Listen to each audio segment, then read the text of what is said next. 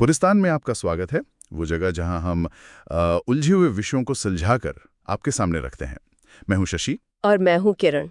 आज हम बात कर रहे हैं एक ऐसे मौके की जो कई स्नातकों के लिए सरकारी नौकरी का सपना शायद पूरा कर सकता है। यूपीएससी की तरफ से ईपीएफओ में निकली नई भर्तियों की। हाँ, एनफोर्समेंट ऑफिसर या अकाउंट्स ऑफिसर, जिसे ईओएओ कहते हैं, और असिस्टेंट प्रोविडेंट फंड कमिश्नर यानी एपीएफसी। कुल मिलाकर 230 पद। सुनने में तो ये काफी शानदार लगता है ना? बिल्कुल, केंद्र सरकार में काफी प्रतिष्ठित पद माने जाते हैं।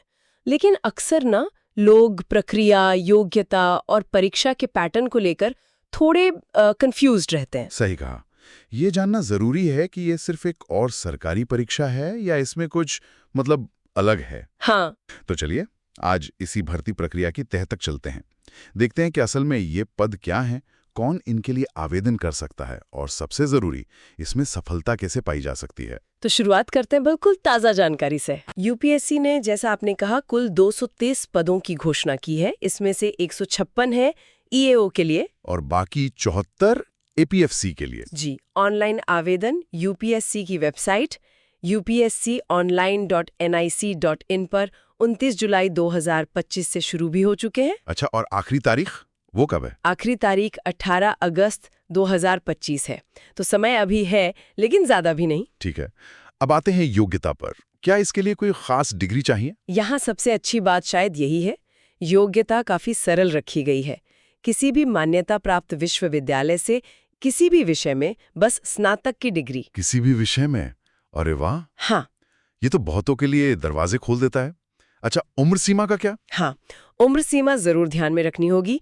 ईओ पद के लिए सामान्य वर्ग की जो ऊपरी आयु सीमा है वो 30 साल है। और एपीएफसी के लिए? एपीएफसी के लिए ये 35 साल है। ठीक है।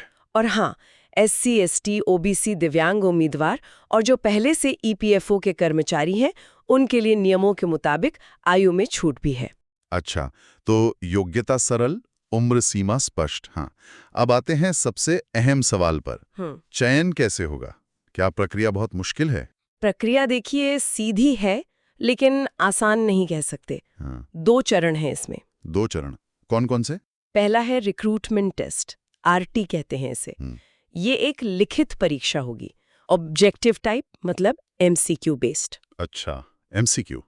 कितने समय की होगी ये परीक्षा? 2 घंटे की परीक्षा होगी और पेपर हिंदी और अंग्रेजी दोनों भाषाओं में होगा। ठीक है, और इसमें नेगेटिव मार्किंग का कुछ? हाँ, ये ध्यान देने वाली बात है, हर गलत जवाब के लिए 1/3 अंक काटे जाएंगे। ओह, 1/3? मतलब तुक्केबाजी महंगी पड़ सकती है। बिल्कुल, सोच समझ कर ही जवाब देना होगा। ठीक है, तो ये हुआ पहला चरण, रिक्रूटमेंट टेस्ट। इसके बाद?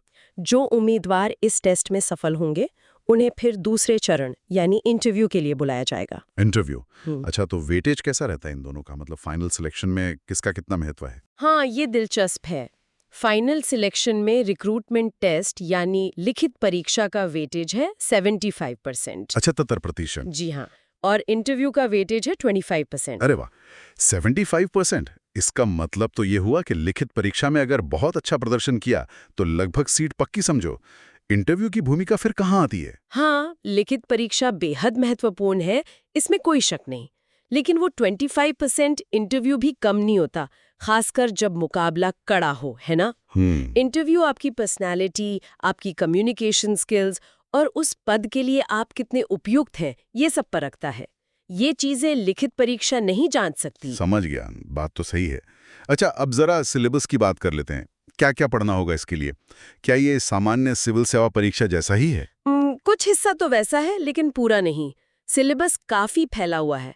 इसमें जनरल इंग्लिश है, भारतीय संस्कृति, विरासत, स्वतंत्रता आंदोलन दी है। अच्छा। फिर भारतीय अर्थव्यवस्था के जो आजकल की ट्रेंड्स हैं, शासन और भारत का संविधान, सामान्य विज्ञान, कंप्यूटर एप्लीकेशन का बेसिक ज्ञान। मतलब जनरल स्टडीज वाला हिस्सा तो है। हाँ, वो तो है ही। साथ में प्रारंभिक गणित, स्टैटिस्टिक्स और जनरल मेंटल एबिलिटी यानी रीजनिंग भी है। लेकिन इसमें कुछ खास विषय भी तो है ना? हाँ, जो शायद सिविल सेवा में उतने फोकस में ना हो। बिल्कुल, और यही विषय इन पदों को खास बनाते हैं, जैसे कि औद्योगिक संबंध, इंडस्ट्रियल रिलेशंस, श्रम कानून, लेबर लॉज और भारत में सामाजिक सुरक्षा। Social security in India. हाँ, ये तो ईपीएफओ के काम से सीधे जुड़े लगते हैं। और एक और महत्वपूर्ण विषय है लेखांकन सिद्धांत, अकाउंटिंग प्रिंसिपल। अकाउंटिंग, अच्छा, तो ये खास विषय क्यों इतने जरूरी हैं? देखिए, ईपीएफओ का मूल काम ही सामाजिक सुरक्षा, प्रोविडेंट फंड का मैनेजमेंट और श्रम कानूनों का एनफोर्समेंट है। तो इन विषयों की गहरी समझ होना बहुत जरूरी है। ये सिर्फ किताबी ज्ञान नहीं, ये नौकरी के रोजमर्रा के काम आएंगे। सही कहा, ये बात तो बिल्कुल सही है। अच्छा, मान लीजिए कोई ये सारी मेहनत करके सेलेक्ट हो जाता है, तो फिर सैलरी और करियर ग्रोथ का क्या सीन है? कितना आकर्षक है ये सब? सैलरी काफी अच्छी है। ईओएओ का जो पद है वो लेवल 8 में आता है 7 सीपीसी के हिसाब से। लेवल 8 मतलब? इसका मतलब है कि महीने की जो ग्रॉस सैलरी बनती है वो लगभग 90,000 रुपए के आसपास होगी। 90,000? अच्छा है। हाँ, और एपीएफसी का पद तो और ऊपर है, लेवल 10 का। वहाँ अनुमानित मासिक ग्रॉस सैलरी 1,15,000 से भी ज्यादा हो सकती है। 1,15,000 से ज्यादा? वाह! जी, इसमें बेसिक पे के साथ महंगाई भत्ता यानी डीए, मकान किराया भत्ता एचआरए, ट्रांसपोर्ट अलाउंस टीए, ये सब शामिल होता है। हाँ, कुछ कटौतियां भी होती हैं, लेकिन उसके बाद भी इन हैंड सैलरी काफी आकर्षक रहती है। बढ़िया। और करियर में आगे बढ़ने के मौके, प्रमोशन वगैरह? मौके अच्छे हैं। ईओएओ के पद पर अगर आप कुछ साल काम करते हैं तो अनुभव और परफॉर्मेंस के आधार पर एपीएफसी बन सकते हैं। अच्छा, और एपीएफसी से आगे रीजनल पीएफ कमिश्नर यानी आरपीएफसी और फिर additional central PF commissioner ACPC तक प्रमोशन के रास्ते खुले हैं। यानी ग्रोथ का स्कोप भी है। अब एक और जरूरी सवाल, आवेदन शुल्क कितना है? कहीं ये बहुत ज्यादा तो नहीं है? बिल्कुल नहीं, ये शायद सबसे अच्छी बात है। सामान्य उम्मीदवारों के लिए सिर्फ 25 रुपए है। सिर्फ 25 रुपए? हाँ, और अगर कोई दोनों पदों के लिए मतलब ईओएओ और एपीएफसी दोनों के लिए आवेदन करना चाहता है तो शुल्क 50 रुपए है। बस? हाँ, और SC/ST उम्मीदवार, पीडब्ल्यूडी यानी दिव्यांग उम्मीदवार और सभी महिला उम्मीदवारों के लिए तो कोई शुल्क ही नहीं है, फ्री है। ये तो कमाल है। लगभग सभी के लिए आवेदन करना बहुत आसान है। जी, और दिव्यांग उम्मीदवारों के लिए आरक्षण के साथ साथ परीक्षा में सहायक लेखक, जिसे स्क्राइब कहते हैं, और अतिरिक्त समय जैसी सुविधाएं भी उपलब्ध हैं। बस उन्हें निर्धारित प्रमाण पत्र जमा करने होंगे। बहुत बढ़िया। कुल मिलाकर देखें तो ये उन स्नातकों के लिए वाकई एक सुनहरा अवसर है जो केंद्र सरकार में एक स्थिर, सम्मानित और अच्छी तनख्वाह वाली नौकरी चाहते हैं। हाँ, ईएफओ, एओ और एपीएफसी दोनों ही पद बेहतरीन मौके देते हैं, बस तैयारी ढंग से करनी होगी। तो संक्षेप में मुख्य बातें क्या रहीं? देखिए, कुल 230 पद। आवेदन की आखिरी तारीख 18 अगस्त 2025। योग्यता सिर्फ स्नातक डिग्री किसी भी विषय में। और चयन प्रक्रिया में 2 चरण, लिखित परीक्षा और इंटरव्यू। हाँ, जिसमें लिखित परीक्षा का वेटेज 75% और इंटरव्यू का 25% है। और सिलेबस में सामान्य विषयों के साथ साथ labour law, social security, accounting जैसे खास विषयों पर ध्यान देना होगा। बिल्कुल।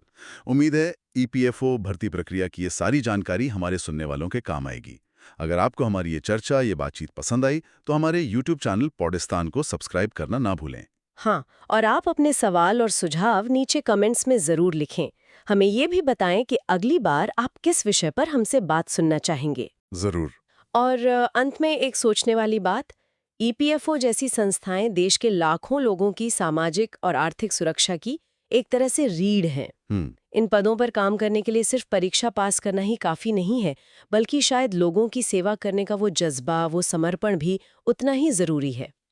क्या उम्मीदवार तैयारी करते समय इस पहलू पर भी सोचते हैं? ये एक अहम सवाल हो सकता है। बहुत खूब कहा। इस विचार के साथ ही आज की चर्चा समाप्त करते हैं। धन्यवाद। धन्यवाद।